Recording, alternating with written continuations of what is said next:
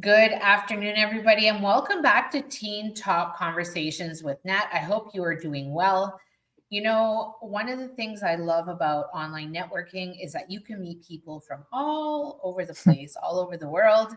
And before I introduce my next guest or I have her introduce herself, I want to remind you that if this video serves you, please go ahead and like it, share it, and subscribe to the channel because then you'll be notified when there'll be new videos coming out. And this is a channel really dedicated to helping teens improve their communication and their public speaking skills. And we do that through, inviting guests. So I hate saying without further ado, but I'm really happy to have Tasneem here with me today. Thanks for agreeing to do this. Of course, my pleasure. And just before we got on camera, I was practicing how to say her name because one of the things I learned when I traveled was that everybody's unique feature is their name. It's the one thing that belongs to you.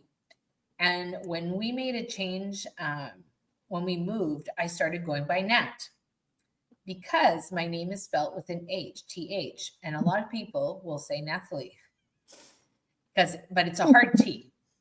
And I don't know why my mom decided to write it that way. That's the way in French, that's how it's written. But I always find when I work with students or anybody I meet that pronouncing their name is important. And I learned that when I worked on cruise ships.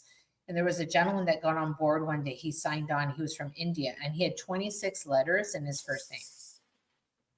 And we all got stumped. And he looked at us and he says, "It's okay. You could call me Dave." But Dave wasn't anything near what that name was on his application, so or is in his passport. So it's really important. So welcome to the conversation. How you doing? I'm good. I mean, I could talk about names all day. My kids have 11 letters in their last name.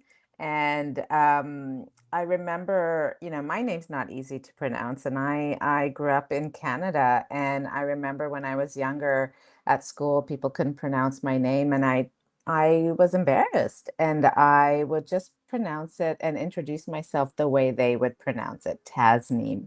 And I did that for so long. And it wasn't until my early 40s when I decided, no, I am going to say my name correctly. And I'm Yeah. going to ask people to try. They can make mistakes, that's no problem, but just to try. And I remember when my daughter went to kindergarten and her first name is easy, but her last name is 11 letters. And I did not want her to feel the same way I did. So I said to her, I said, your last name is new for most people. It's hard to pronounce for most people, including your teachers. So you need to teach them. Mm-hmm. And she has never felt embarrassed about her name. Oh, what a great lesson to teach early on. It's going to tie into Mhm. what we talk about later. So Yeah. before we head into our conversation, though, please tell everybody who you are and what you do so that we can set the tone. Yeah, definitely. I work with teens and parents in navigating the college application process. And, it has become quite complex and there's lots of things to sift through. And I really try to make it um, not so stressful, really drown out a lot of the noise that's out there and really Mm-hmm. focus on the teen and figuring out what it is that they want to pursue and how to apply and tell their best story and their story Yeah. just in preparation for their next step and not preparing them for their whole career. And so it's something that I wish I had when I was Oh, their age. And now yeah. I feel like I was fortunate that in my high school, the guidance counselor guided me well, but I think I was one of the few that knew where she wanted to go, whereas many, it was decided for them. I come from a small country part of Quebec, Hmm. and if your family had a farm, chances are you were going to do farming, or they went into some small kind of more menial task job that's it's just the way it was. I feel fortunate that I had that guidance, but I think it would have served many to have you standing by their side and guiding them. And we just met recently, and I love what you do because just like we are here to empower these teens. We are here to Mhm. give them tools to make better choices or make the best choice for them. Maybe is that a better way of saying it? Yeah, I think that is really key, make the best choice for them. And, I'm a parent of a son who is going into grade 12. And so I am not only a coach, but I'm a parent in this stage right now, the summer before grade 12, and trying to figure out, how do you have these conversations? How do you talk about these things in a way that the teen feels like they're making decisions? And as a parent, it is hard because you have such a investment in that child, right? And so it's this balance of, how do you support them? How do you give them what they don't know, but also make it feel like it is their decision? This is their life, right? This Yeah. is what they're choosing.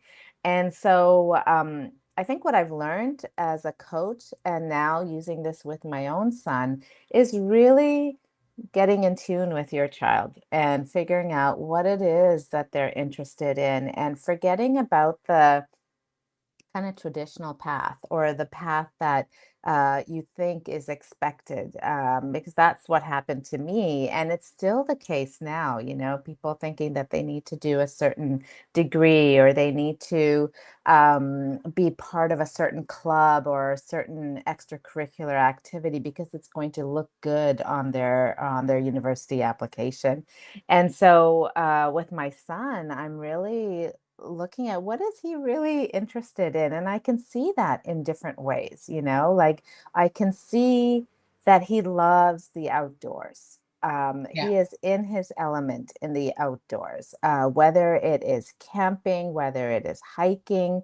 That is something that he could plan really well, execute really well, and he's just in his element. And so, something that he should be doing as he moves forward in his next kind of journey, the outdoors should be a part of it. And so really what we're doing right now is exploring, what are the kinds of things you can do that have an element of the outdoors. And so I think that's really key, is helping parents understand that um, we all want the best for our kids.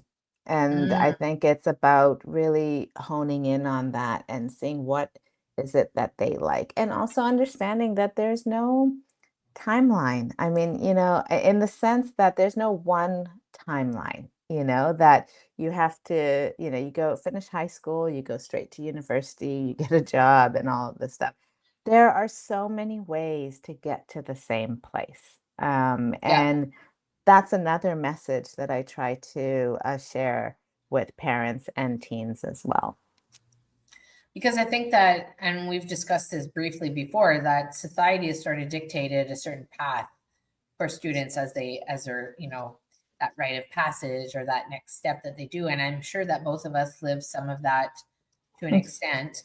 I feel like I broke the pattern a little bit somewhere after college, but there are so many more options now for students. So, what are some of the things you are seeing, or some of the options students are vying for that are not the traditional route? That's a good question. And I feel like you and I have very similar lives, because I also broke that kind of traditional path after college as well. And Hmm. it has just really changed the trajectory of my life. Um, that you're right. There are so many options out there. I think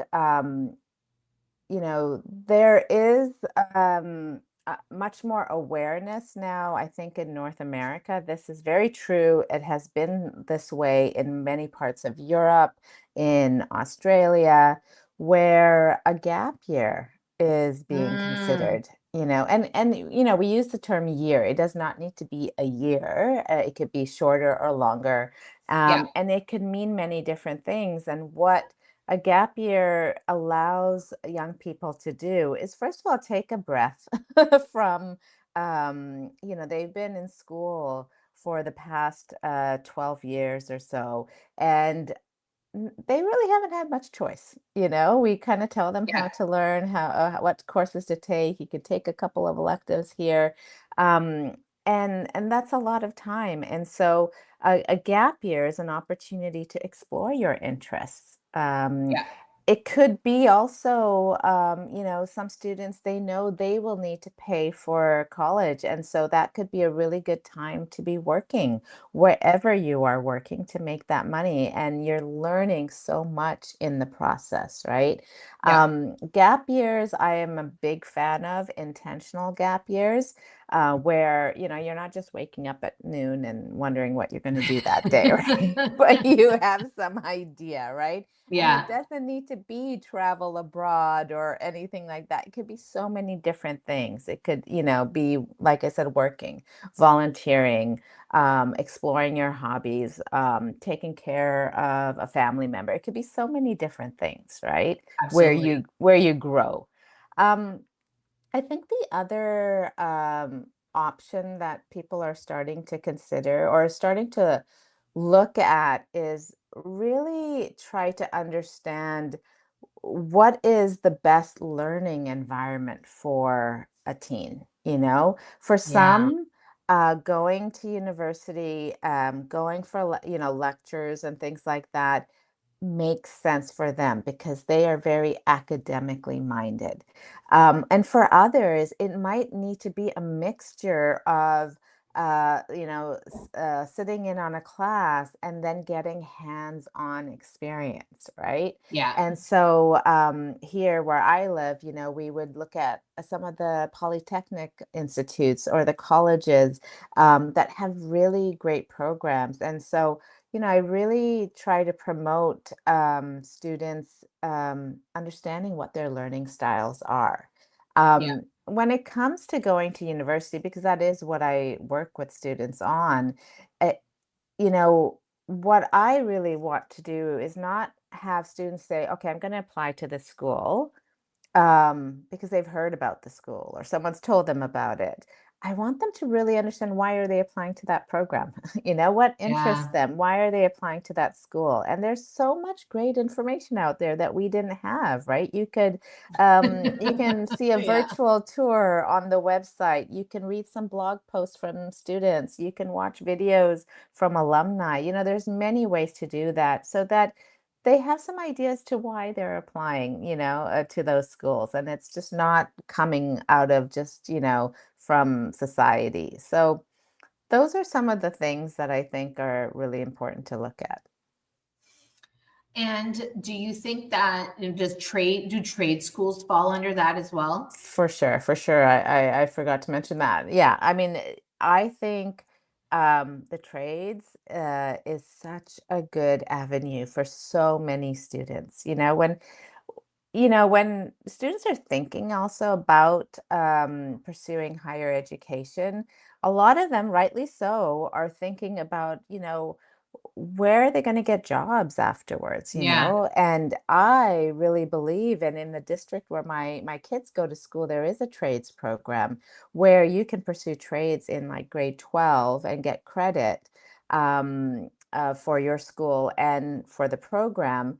Um, and those are really great opportunities to, you know, do short-term kind of programs, to Yeah. get hands-on experience, and, have pretty much almost like the best guarantee I think you can have to get a job afterwards. Like if you do plumbing, for example, who doesn't need a great plumber, right? And, when you book a plumber, how long does it take for that plumber to come to you? Because they are in Yeah. such demand. Yeah. And, there are just so many things you can do. You can stay in plumbing, you can have your own business, or you can do other things as well. And so, yeah, trades is a really great, way to pursue, your next step, for sure. And so you didn't exist when we were in school. So what is like a, I guess, a summary of how you're helping students get to that next level, or prepare them for that application? What are the top steps that you take with them, so parents can better understand? Yeah, so the first thing I do with all my students, whether they know what they want to do, what they want to pursue or not, is I do an assessment with them. It's a Myers-Briggs assessment called the Strong Interest Inventory. And it asks a bunch of questions. And to get accurate results, a student needs to answer with their gut, not thinking about, should I do this? Would I be good at doing this? How much money will I make doing this? But just, do I like it or not? Right? And if Hmm. they answer with their gut, then what I do is I can generate a report that highlights their top interests, highlights careers that people who are interested in the same things pursue, and more importantly, careers that people who are interested in don't pursue. So, Mm, like, if you don't like math, don't become an accountant, maybe not. Maybe Um, not. Yeah. exactly. And then that report also identifies the kind of college majors students can pursue to align with their interests, as well as, not all of our interests will turn into careers. So, what are some things that you can continue on as hobbies in clubs and extracurricular activities? What kind of internships can you look at? So we start with that, as well as personal learning style. That comes up in that report. And so we start with that. And then based on that, we look at, okay, so with all this information we have now, and it's a huge report, and I really distill it into the main things. Let's Yeah. look at the kinds of programs you want to apply to. So let's say business came up in the report. The student really aligns with it. Okay, let's look at business schools, right? And let's be realistic. Are you looking just in Canada? Are you looking in the United States? Where are you looking to apply to? And I help them put together a list of schools to apply to. One thing I do differently from other people who do the same thing that I do is I get a lot of parents saying, or students saying, but my grades aren't good enough for this school. And Oh, okay. I say to them, just apply, just apply, because um, you never know. There are so many instances where students have the top grades and don't get into a school, and the other way around, where they have average grades and get into a school.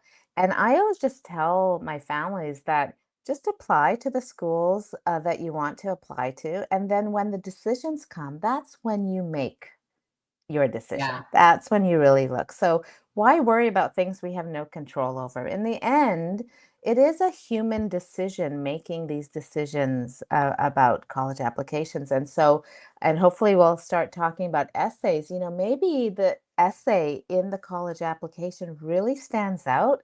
And the admissions committee is like, okay, well, this student has average grades, but wow, look at this student who has developed resilience, while being on the soccer team at school, and Yeah. coming back from a huge loss. Like, that is a really important skill. And so that's kind of how I kind of work with parents when it comes to their concern about grades. And then we go into the actual application and we look at the essays. So college application essays are very different from the kinds of essays students are used to writing in school.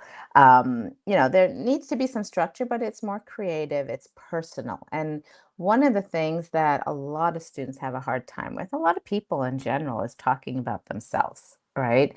And Oh, yes. so, People have a really hard time doing that. Absolutely. exactly, without Yeah. sounding, some people don't want to sound like they're showing off, but a lot of teens feel like what they have to say about themselves isn't important, isn't good enough, isn't impressive enough. And so, we spend a lot of time. I get to know the students. I'm this outsider who doesn't know them. And so Yeah. everything about them is really interesting. And Yeah. I've had students who've been involved in all kinds of things, and I've had students who haven't. And with all of them, there are stories to tell. And they don't need to be. In fact, I suggest that they don't be these, um, I'm captain of the sailing, I don't know, sailing team, and this is what we did. But I spend every Saturday with my grandmother, and she makes Mm, lunch for me, and I go to her house for lunch, and this was one of the essays that I worked with a student on where we were actually scheduling a time to meet on a Saturday. And he goes, it has to be either before I go to my grandmother's place or after. And I said, well, tell me more about that. And he said, I've been going to her house for lunch every Saturday for a long time, but the last few years have been different. Every time I go, I have lunch, and then she has saved up in the week a list of tech related questions that she wants help with, right? Setting up her Alexa, setting up this. And I was like, okay, tell me more. And in the application essay, which, they're very short, so you can't talk about yeah. everything, he ended up telling a story about how he was helping his grandmother move from an old computer to a new computer and how he was setting that up. And so he set up her email. Well, first, he had to find out what does she use the computer and internet for, which is probably like 1% of what it could be used Yeah. for, Yeah. right? And so he set up her email. He set up her WhatsApp so she could communicate with friends and family, set up her crossword puzzles that she does, set up YouTube, and made sure to put like a picture of her grandchildren on the desktop. And in the story, he says one day he told his grandmother about a dish that he ate at a restaurant, a fried cauliflower dish. And the next time he went to her house, she made fried cauliflower. And the way she learned how to make it was she went on YouTube and found a recipe. And that Oh, was something wow. that he taught her.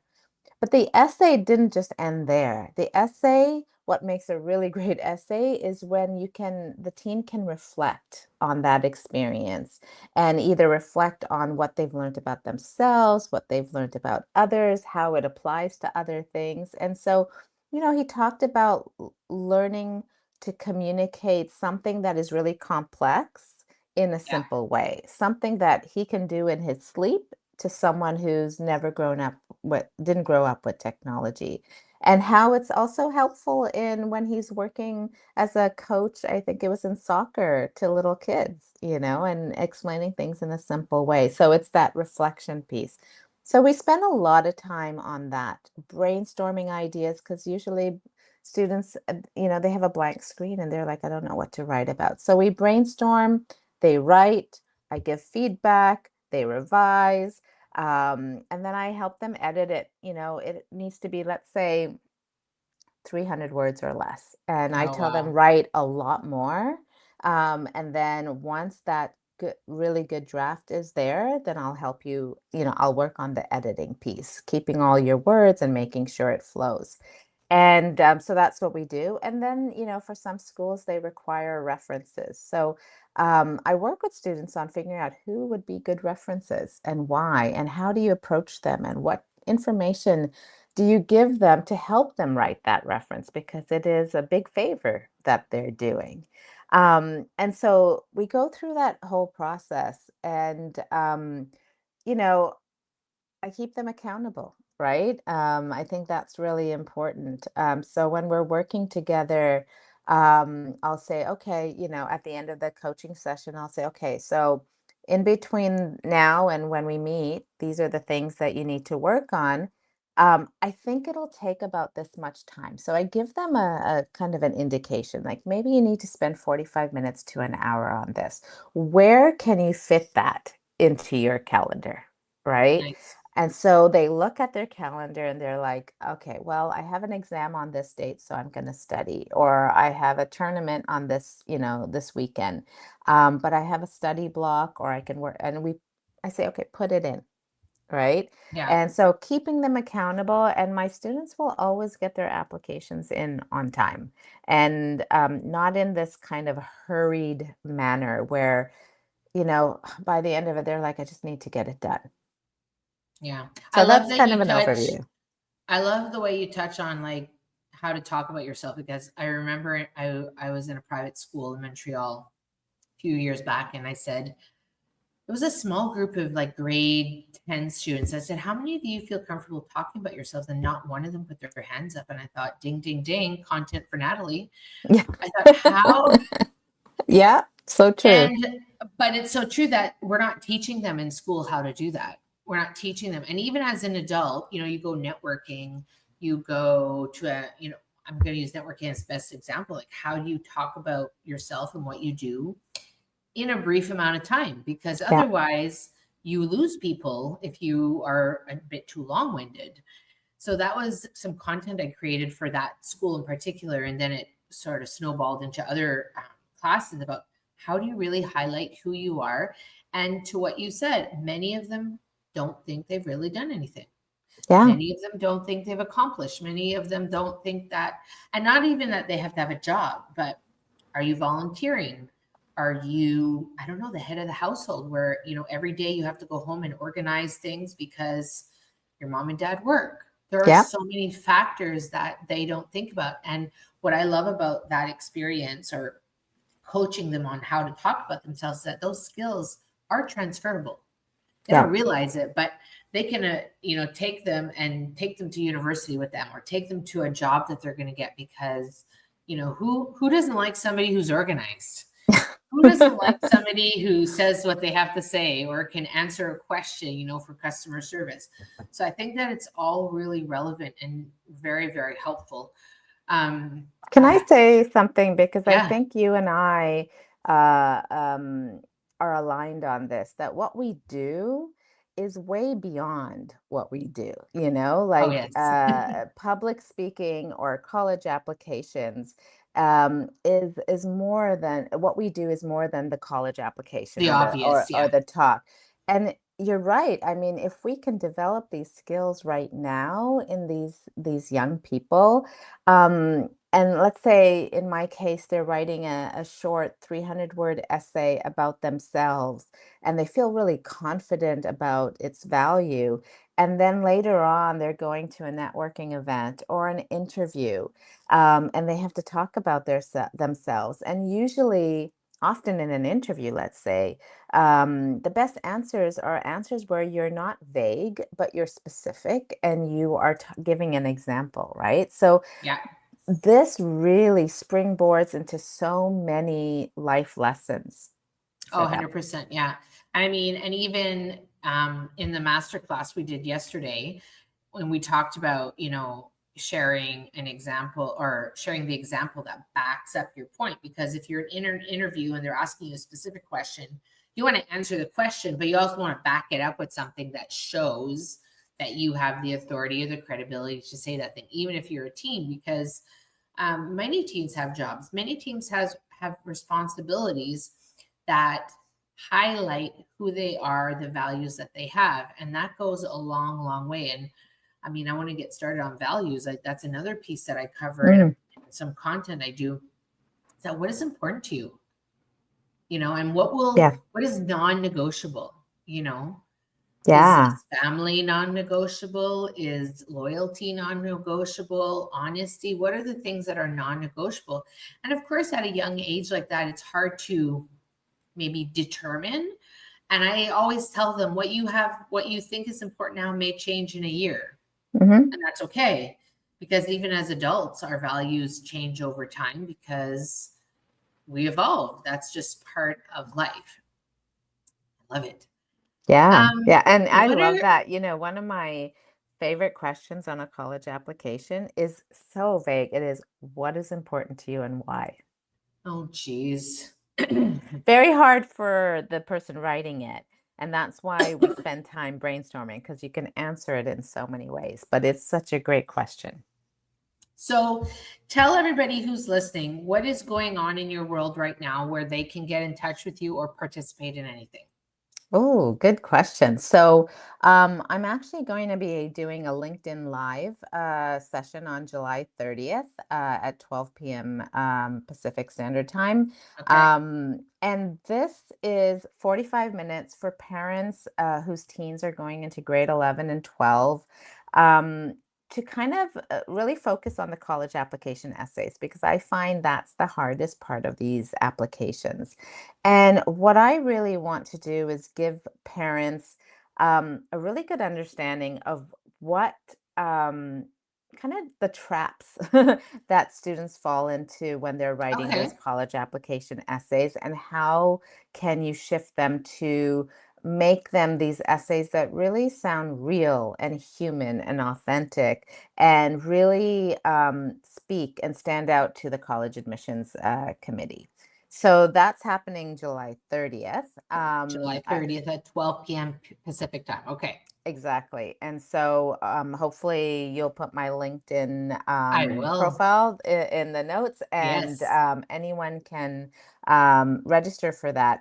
I'm actually really also excited about, I've been doing a lot of one-on-one coaching with students. And that's great. We can go into a lot of, customized, very detailed, personalized work. And so I do that throughout the year. I used to think it was just for grade 12 students, but I think also if you start in grade 11, there's so much that you can do Yeah. early on. I have some students, one of my students who started in grade 11 in January of grade 11. So grade 12 kind of feels close. Yeah. He will finish one of his applications by the time he starts grade 12, which is amazing, Nice. right?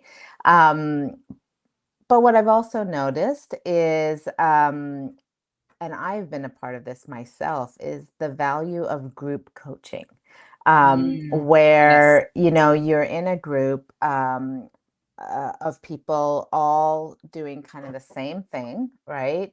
And you can learn from each other. And so let's say there's a teen who's maybe not comfortable sharing something or speaking up, but then they hear someone else share something, and maybe that connects with them, or maybe it gives them an idea.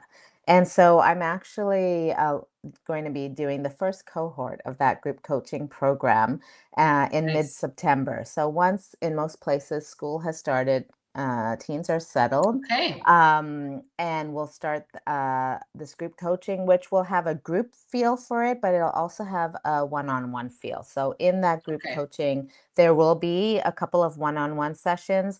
We will also be doing weekly sessions that students can attend live, but if they can't because they have busy lives, they can watch the recording. And in those, we'll do some hot seats. So, students can come to with questions.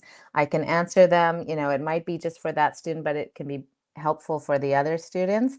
And so that's going to start in mid-September. And so I'm right now trying to get, it'll fill up, and I'm not going to have a big cohort in the first one, so at most 10 students. And so that's a really great way to work with me Okay. coming up. So we're going to put all the information in the description. So if parents want to reach out, they want to join the LinkedIn, they want the group coaching or individual coaching, they'll be able to reach you through your website.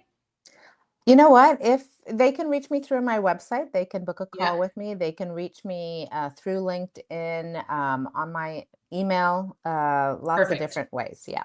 Okay, perfect. So you'll Hmm. find that all in the description. I am so grateful that we did this today. I think Me too. that you're bringing such great value to the world out there, to our teens who need help and they don't know it. Yeah.